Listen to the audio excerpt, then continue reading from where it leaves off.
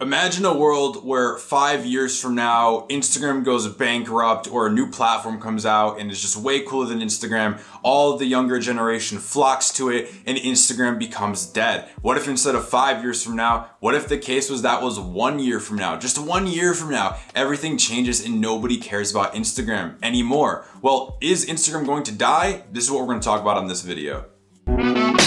My name is Anthony. I run an Instagram marketing agency and also run a 1 million follower network on Instagram.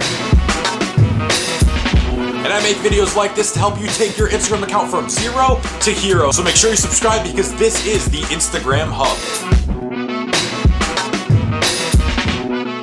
Hey, what's going on, guys? My name's Anthony. Welcome to the video. So on this one, as I said, we're gonna be talking about, will Instagram die out as a platform? Now, what do I mean by die out? By die out, I simply mean, will people go ahead and gravitate towards a different social platform in the future? Is it possible that Instagram is the hottest social media platform out right now, which it is, but will it maintain that forever? Is there something that can actually come and replace Instagram? So the first thing we're going to cover is the future of influencers in social media in general. The second thing that we'll cover is other platforms coming and basically taking Instagram as the #1 spot. And then I'm just gonna go ahead and give my honest thoughts and opinions on everything. So the future of influencers. Before we can ask ourselves whether or not Instagram will die out, we first should ask ourselves the question of whether or not social media will die out in general. And the reason why I say, or why I'm going to say, is that social media won't die out is because of one reason. It's because of influencers. In fact, I think influencers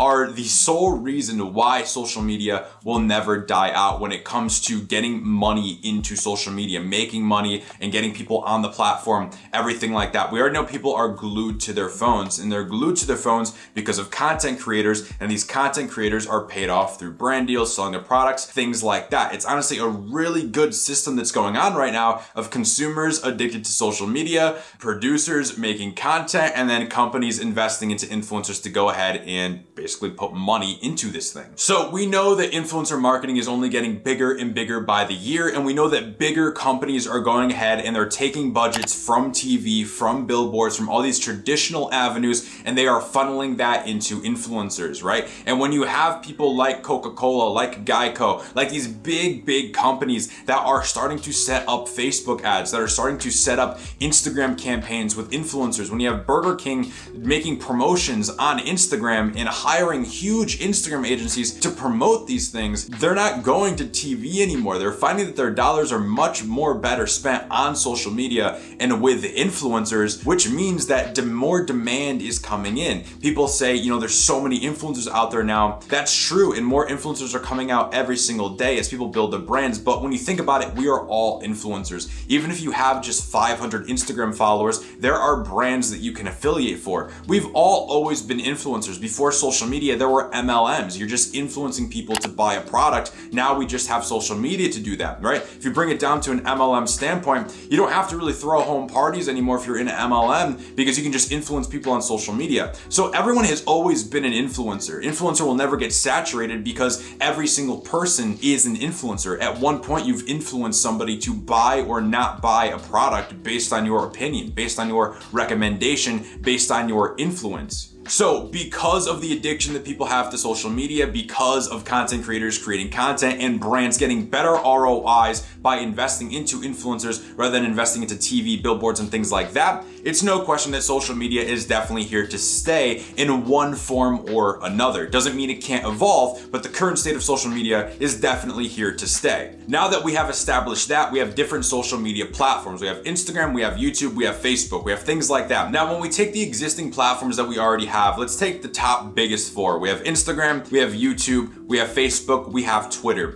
You will realize that each of these platforms are original. They're kind of different. Not one is the exact same. And when you're looking for specific styles of content, you're going to go to different social platforms. Let's take Instagram, for example. When you're going to Instagram, you're probably looking for entertainment. A lot of people are looking for memes, quick fight videos, things that are just going to quickly stimulate their brain and give them some flash of dopamine. If you're going to YouTube, you're probably looking at more long form video content, right? You might be looking at documentaries, you might be looking at your favorite influencer, you might be be looking at mukbang videos. There's just longer form video content, whatever weird things you guys watch. I don't want to know. I don't want to know the rabbit holes you've gone down, but nonetheless, anybody who's gone down rabbit holes on YouTube knows it's a whole different ballgame than Instagram. So that's Instagram and YouTube, and then you have Twitter, where Twitter is very little video content, right? Nobody really goes to Twitter for video content. They usually just go for people's thoughts, right? The whole point of Twitter is to get something off your mind and onto social media in 140 characters or less. I personally don't use Twitter. I've never really liked it. I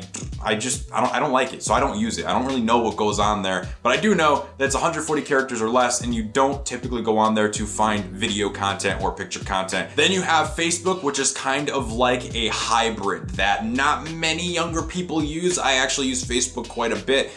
So it's kind of like this hybrid platform, because on Facebook, it used to be a lot more status based. I would say before you could almost compare Facebook to Twitter. Now Facebook is kind of like its own hybrid animal. I see less and less statuses every day, and I'm seeing much more ads. I'm seeing much more picture content. I'm seeing much more video content. Whereas to before, Facebook just kind of looked like almost kind of like a big Twitter wall, where it's just kind of like a bunch of people posting statuses. Now, most people don't even post statuses. They just reshare videos. Facebook has almost become a place where you go to just find content that you agree with, that you then just repost on your timeline, and people are like, oh yeah, I agree with that, let me like it. Now, why is this all important? Well, it's important because we can recognize that each platform has basically a different objective, and people go there for different things, right? I don't use Twitter because there's nothing there that I take value from, right? My biggest platforms that I use is Instagram because that's my business, and YouTube because I actually genuinely like YouTube. Facebook a little bit. I actually had to uninstall Facebook from my phone because I was wasting too much time on it. I recommend you guys do the same. If you find yourself mindlessly scrolling through social media, just uninstall that shit. It's not important. Unless you have a business there. For example, I cannot uninstall Instagram or I would make no money. So the odds of another platform coming out and beating out, especially something like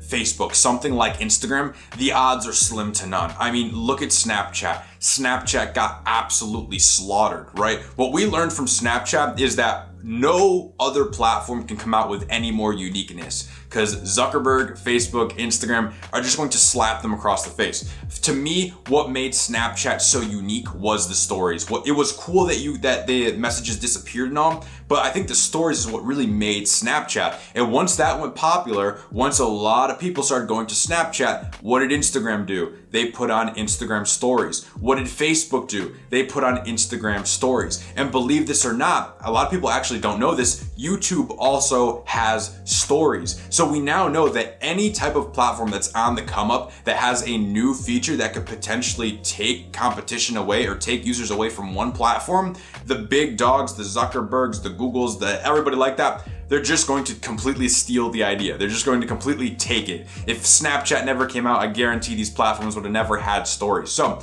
that is the biggest reason for me why I don't really worry about Instagram dying out, Facebook dying out, Google dying out. These companies have almost an infinite supply of money to tap into, and they are not afraid to just go ahead and completely steal one idea and put it onto their own platform, completely crushing another platform. And for another example of this, we even see Instagram that came out with IGTV trying to get into long form video content, which is kind of almost like a slap in the face to YouTube, right? YouTube was kind of the place for long form. Now you can get long form on IGTV. Obviously, IGTV wasn't as successful as YouTube, but nonetheless, you know, these guys aren't afraid to implement new things, implement things from other social platforms that they feel it can benefit themselves. So my honest thoughts on the situation, I remember maybe it was like a year or two ago, there was some platform like Instagram. Honestly, I forget what it was called, but it was basically exactly like Instagram. And a lot of people made a lot of videos about it, and it kind of had just this little bit of buzz, maybe 100,000 people actually knowing about it. I don't even know how many users it had, but it kind of had this buzz, and people were like, oh, this might take over Instagram. What happened to it? Nobody cared about it. If a platform comes out that is just like Instagram, why would people go to that platform when Instagram is already all set, the algorithms are in place, people enjoy it, people already have all their friends on there? For a platform to come out that is just like Instagram and completely overtake them is almost absurd. It's almost kind of just ridiculous to think about. And if a new platform comes out that is like Instagram, that simply has a way better feature,